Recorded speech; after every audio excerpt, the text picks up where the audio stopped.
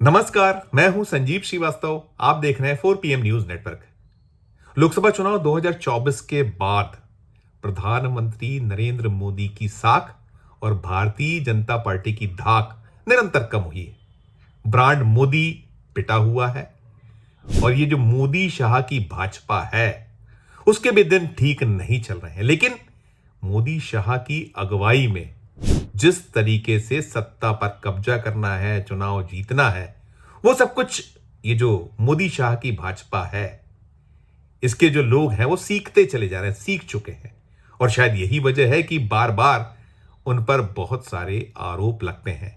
दोस्तों, इस समय जो दो राज्य हैं, बहुत महत्वपूर्ण राज्य महाराष्ट्र और उसके साथ साथ झारखंड, दोनों में चुनाव चल रहे हैं और कुछ जगहों पर पहले दौर की वोट हो चुकी है। वोटिंग का एक पहला फेज झारखंड में हो चुका है। साथ साथ दोस्तों, कई राज्य ऐसे भी हैं जहां विधानसभा की रिक्त सीटों के लिए उपचुनाव हो रहे हैं। कुछ दो लोकसभा सीटें भी शामिल हैं जहां उपचुनाव हो रहे हैं और कुछ सीटों पर पहले फेज में वोट डल चुके हैं और दूसरा फेज अभी 20 जो नवंबर है उस पर होना है। लेकिन जहां जहां जो वोट डले हैं या वोट डलने हैं, वहां शिकायतें बार बार भारतीय जनता पार्टी या उसकी जो सहयोगी टीम है, शाखाएं हैं, दल हैं, उन्हें लेकर हो रही है। और ऐसे ही शिकायतों का लंबा चौड़ा जो एक सिलसिला है मध्य प्रदेश में हुआ है। दरअसल मध्य प्रदेश में दो विधानसभा सीटें, एक बुधनी और दूसरा विजयपुर। यहां झारखंड में जो पहले फेज की वोटिंग हुई है उसके साथ साथ यहां पर भी वोट डालेंगे और वोटिंग के दौरान एक तांडव, एक नंगे नाच की शिकायत कांग्रेस की ओर से हुई है।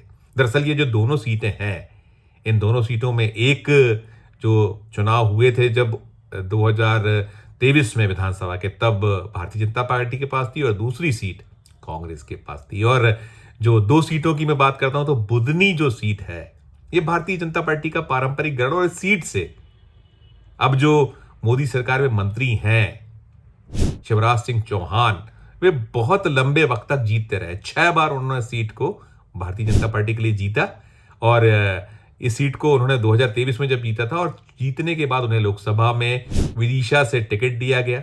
2024 के लोकसभा चुनाव में उन्होंने एक शानदार जीत वहां दर्ज की और उसके जीत जो हो गई उनकी लोकसभा में विदिशा से, उसके बाद उन्होंने बुधनी सीट को छोड़ दिया था। तो बुधनी सीट पर इसी वजह से उपचुनाव हुआ है। और ऐसे ही विजयपुर जो सीट है, विजयपुर सीट कांग्रेस के पास थी और जो दगाबाजी की बातें बार बार करते हैं वो उस सीट पर दगाबाजी हुई थी और जो विजयपुर सीट को कांग्रेस के लिए रामनिवास रावत ने जीता था। एक बड़े सीनियर लीडर हैं, कई बार के विधायक हैं इसी विजयपुर से। वे कांग्रेस का हाथ छोड़ गए थे और भारतीय जनता पार्टी का दामन उन्होंने थाम लिया था और भारतीय जनता पार्टी ने जब उन्होंने दामन थामा था तो उस एवज में उन्हें मंत्री बना दिया था। वे अभी मोहन यादव सरकार में मंत्री हैं। वन महकमा, बड़ा महत्वपूर्ण महकमा उनके पास है और चूंकि अब वे भारतीय जनता पार्टी के हो गए थे तो उन्हें उपचुनाव लड़ना पड़ा है। और इस सीट पर जो उपचुनाव हुआ है वहां भारी भारी धांधलियों के आरोप लगे हैं। वहां बूथ कब्जा, आदिवासी बहुल इलाका है, वहां बहुत तांडव की बातें हुई हैं। गोली चालन, आदिवासियों को वोट न डालने की शिकायत है और फर्जी मतदान की शिकायत और कुछ ऐसी ही शिकायतें बुधनी से आई हैं। और बुधनी में बहुत सारी शिकायतें जो मध्य प्रदेश कांग्रेस कमेटी ने 100 शिकायतें की हैं कि कैसे कैसे धांधलियां की गई हैं। और जो वहां साख यदि दांव पर है तो वो केंद्रीय कृषि मंत्री शिवराज सिंह चौहान, उनके पुत्र कार्तिकेय चौहान, जो इस सीट पर टिकट के दावेदार थे लेकिन पार्टी ने टिकट उन्हें नहीं दिया था। तो रमाकांत भार्गव को बीजेपी ने वहां से प्रत्याशी बनाया हुआ है और ये वही रमाकांत भार्गव है जो विदिशा से 2019 से 2024 के बीच में बीजेपी के सांसद रहे, पार्टी के सांसद रहे, लोकसभा में विदिशा संसदीय क्षेत्र का प्रतिनिधित्व किया। 71 साल के रमाकांत भार्गव को शिवराज सिंह चौहान की जगह उतार दिया गया बुधनी से। और साख इसलिए भी दांव पर है कि जो वहां निकल कर आया है कि बहुत बड़ी तादाद में जो असंतुष्ट रहे हैं भारतीय जनता पार्टी की, उन्होंने काम नहीं किया, शिकायत निकली थी।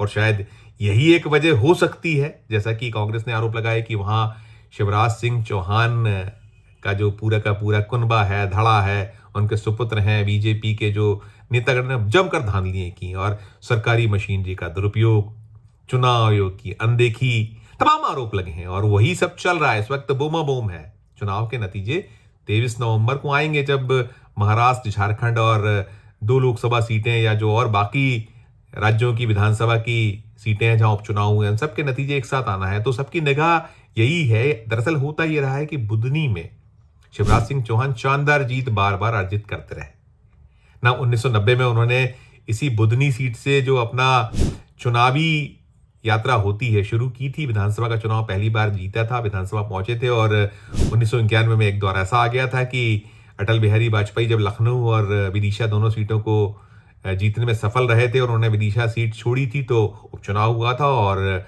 अवसर मिला था शिवराज सिंह चौहान को और बड़ी कम उम्र में वे विदिशा से सांसद हो गए। तो कई बार उन्होंने सीट को जीता। 1991 के बाद 1996, 1998, उसके बाद 2004 में भी जीते थे और 2004 के बाद रुक्का मध्य प्रदेश में जो मुख्यमंत्री पद है उसे लेकर उनके नाम का खुला था। दरअसल जो कुछ हुआ था 2003 में दिग्विजय सिंह सरकार को पदच्युत कर कांग्रेस को बुरी तरह पराजित कर उमा भारती मुख्यमंत्री बनी थी। भारतीय जनता पार्टी ने 2003 में सत्ता पाई थी मध्य प्रदेश में। 1993 से 2003 तक का जो 10 सालों का दिग्विजय सिंह का राज रहा था, उसके बाद हुए चुनावों में और कुछ दिनों में उन्होंने खुद ने पद छोड़ा था। वो एक मामले में जो अदालती कानूनी कार्रवाई में कहीं उलझी थी, पेचबंदी हुई थी, तो उन्होंने छोड़ दिया था। बाबूलाल गौर मध्य प्रदेश के मुख्यमंत्री हो गए थे उनके जाने के बाद, और कुछ दिन रहने के बाद बाबूलाल गौर को बदला गया था और पूरा एक वो घटनाक्रम हुआ था। वो सबको याद है सारा कुछ। लेकिन अभी जो ताजा घटनाक्रम है वो घटनाक्रम ये है कि केंद्रीय कृषि मंत्री, उनकी जो साख दांव पर है। विदिशा में जब उन्होंने एक बड़ी जीत जीती हाल ही में लोकसभा चुनाव 2024, तो ये जो विदिशा संसदीय क्षेत्र है इसी का हिस्सा बुधनी है।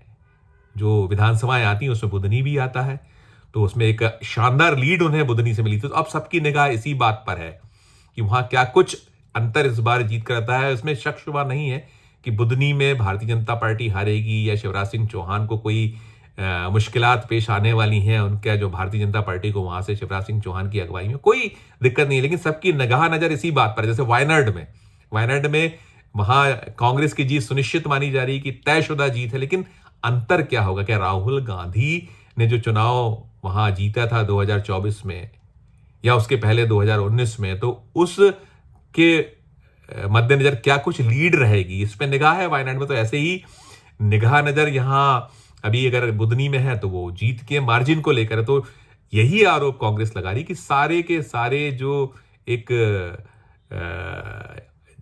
जीत के लिए या जो अंतर के लिए जिस तरीके से, हालांकि कांग्रेस का दावा यह भी कि हम जीतेंगे, वहां से राजकुमार पटेल जो दिग्विजय सिंह सरकार में मंत्री रह चुके हैं, उन्होंने सीट को जीता था बुधनी को एक वक्त, तो वहां से प्रत्याशी वही है और उनको पहली बार नहीं है, इसके पहले भी प्रत्याशी बनाया गया, लेकिन जीत दर्ज नहीं कर पाए थे। 2005 में जब शिवराज सिंह चौहान को मध्य प्रदेश का मुख्यमंत्री बनाया गया था, तो उसके बाद बुधनी सीट को रिक्त किया गया था भारतीय जनता पार्टी द्वारा। जो उम्मीदवार थे, वहां के विधायक थे, उनके द्वारा, और उम्मीदवार बने थे शिवराज सिंह चौहान। तब भी यही राजकुमार पटेल ने चुनाव लड़ा था शिवराज सिंह चौहान के खिलाफ। वो अवसर था 2006 में हुए थे उपचुनाव और बुरी तरह से हारे थे। करीब एक 37,000 वोटों की अंतर, 37,000 वोटों के लगभग का अंतर रहा था। तो ये सब था। लेकिन अभी जो स्थिति है, अभी भी संकट में बताए गए हैं राजकुमार पटेल, मुश्किल बताए गए। हालांकि दावा कांग्रेस कर रही कि हम जीतेंगे, तमाम कोशिश जो की गई है भारतीय जनता पार्टी द्वारा, बेईमानी की गई है, इलेक्शन कमीशन ऑफ इंडिया का सहारा लिया गया है, राजीव कुमार जी ने मदद की है, ये आरोप लगाते रहे हैं बार बार कांग्रेसी। 100 शिकायतें की हैं बुधनी और उधर विजयपुर को लेकर। विजयपुर में बड़ा अलग सा एक मंजर दृश्य बना था। वहां से रामनिवास रावत जो कांग्रेस के विधायक थे 2023 तक, और बाद में उन्होंने जब दल बदल किया, पाला बदला, तो उन्हें मंत्री बनाकर बीजेपी ने टिकट दिया है भी उपचुनाव में। और टिकट मिलने के बाद वहां जो है मुकेश मल्होत्रा कांग्रेस के प्रत्याशी थे। और ये भी बड़ा दिलचस्प है कि उल्टा हुआ है, उलट पलट हुआ है कि जब पिछला चुनाव था तब तो रामनिवास रावत थे, और ये जो अभी मुकेश मल्होत्रा ये उपचुनाव में जो उम्मीदवार बनाए गए, ये कभी बीजेपी में होते थे। तो बीजेपी में होने के साथ साथ इन्हें सहारिया विकास प्राधिकरण का अध्यक्ष बनाया गया था। या ट्राइबल कम्युनिटी से आते हैं तो वो कहीं एक लाभ लेने का प्रयास हुआ, इनकी जमीनी पकड़ अच्छी सब माना गया है। लेकिन वहां भी आरोप यही है कांग्रेस के कि बहुत जमकर बेईमानी हुई है। बावजूद उसके जीतने का दावा कांग्रेस करी, लेकिन ओवरऑल जो स्थिति है, ये शिकायतें सही हैं और कई घटनाक्रम हुए, रिपोर्ट किया है 4PM ने लगातार, और बाकी भी मीडिया में रिपोर्ट्स हुए हैं कि चुनाव के जो मतदान के ठीक पहले वहां कुछ गांवों में गोली चालन की घटनाएं हुई, बहुत सारे घटनाक्रम हुए अलग अलग, और चुनाव वाले दिन भी बहुत सारी शिकायतें हुई, बहुत सारे घटनाक्रम हुए जिसमें इस कांग्रेस के प्रत्याशी को डिटेन करने जैसी बात सामने आई, और भी अलग अलग घटनाक्रम हुए हैं, तमाम शिकायतें। लेकिन कुल मिलाकर ये जो स्थितियां हैं, दृश्य है, उसको लेकर शिकायत यही है कि भारतीय जनता पार्टी ने हद कर दी है, इस हद तक चली गई, और इलेक्शन कमीशन ऑफ इंडिया आंखें मूंदे बैठा है। ये आरोप जो मध्य प्रदेश कांग्रेस कमेटी के अध्यक्ष हैं, उन्होंने बाकायदा एक प्रेस कॉन्फ्रेंस करके बहुत सारी जो शिकायतों वाला जो पुलिंदा है वो मीडिया को दिया है, तमाम किया। लेकिन एक बात ये भी है कि कांग्रेस हमेशा जो देख रहे हैं मध्य प्रदेश में, कम से कम, कि जब सांप गुजर जाता है उसके बाद लकीर पीटने पर आमादा होती है, और उसके बाद वो उस तरीके से एक आक्रामकता दिखाती है जो पहले दिखाना चाहिए वक्त रहते, वो नहीं दिखता है कई बार। हालांकि इस बार शिकायतें हुई हैं काफी सारी, लेकिन बात वही है कि चुनाव आयोग के मुखिया तो राजीव कुमार साहब हैं, और संवैधानिक संस्थाएं हाथों में किसके हैं? भारतीय जनता पार्टी के। मध्य प्रदेश में सरकार किसकी है? भारतीय जनता पार्टी की है।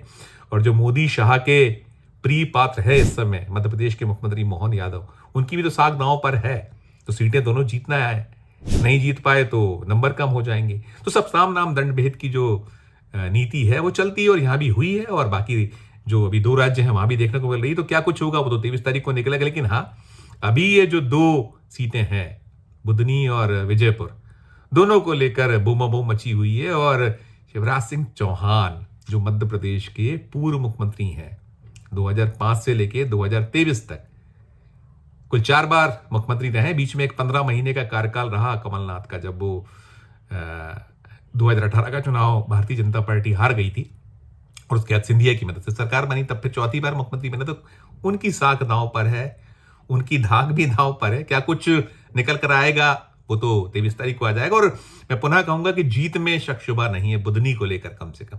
और जो कुछ कथित बेईमानी है, जो आरोप है भारतीय जनता पार्टी पे, वो यदि पूरी तरीके से चली है तो फिर विजयपुर में भी कमल खिलेगा, ऐसी उम्मीदें ज्यादा है।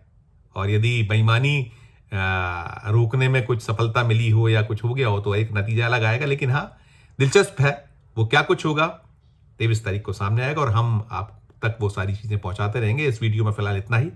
हम फिर किसी नए विषय, किसी नए वीडियो के साथ आपके समक्ष हाजिर होंगे। हमारा अनुरोध यही होगा कि ये कुछ भारतीय जनता पार्टी जो करती चली आ रही है, मोदी शाह का जो अब प्रभुत्व वाली बीजेपी है, उसमें जो कुछ चल रहा है उस पर कमेंट कीजिएगा हमारे वीडियो के कमेंट बॉक्स में जाकर। और खबर अच्छी लगे तो हमारे चैनल को लाइक कीजिए, सब्सक्राइब कीजिए, ज्वाइन का बटन दबाओ तो ज्वाइन का बटन भी जो दबाइए। प्यार और स्नेह बनाए रखिए और देखते रहिए 4PM न्यूज नेटवर्क। धन्यवाद, नमस्कार।